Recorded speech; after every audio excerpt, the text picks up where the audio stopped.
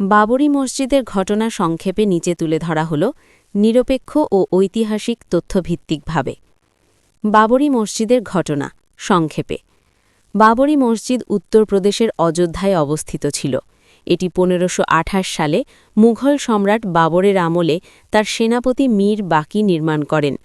বহু বছর ধরে এটি মুসলমানদের উপাসনালয় হিসেবে ব্যবহৃত হয়েছে। ১৯ শতক থেকে ওই স্থানের মালিকানা ও ধর্মীয় গুরুত্ব নিয়ে হিন্দু ও মুসলমানদের মধ্যে বিরোধ শুরু হয়।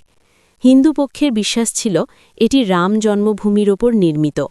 ১৯৪৯ সালে মসজিদের ভেতরে রামলালার মূর্তি স্থাপন করা হলে প্রশাসন স্থানটি তালাবদ্ধ করে দেয় এবং বিষয়টি আদালতে যায়।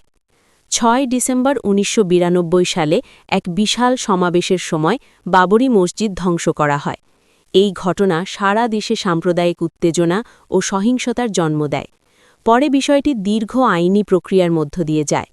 ২০১৯ সালে ভারতের সুপ্রিম কোর্ট রায় দেয় বিতর্কিত জমি রাম মন্দির নির্মাণের জন্য দেওয়া হবে এবং মুসলমানদের জন্য অযোধ্যায় অন্যত্র জমি দেওয়ার নির্দেশ দেয়।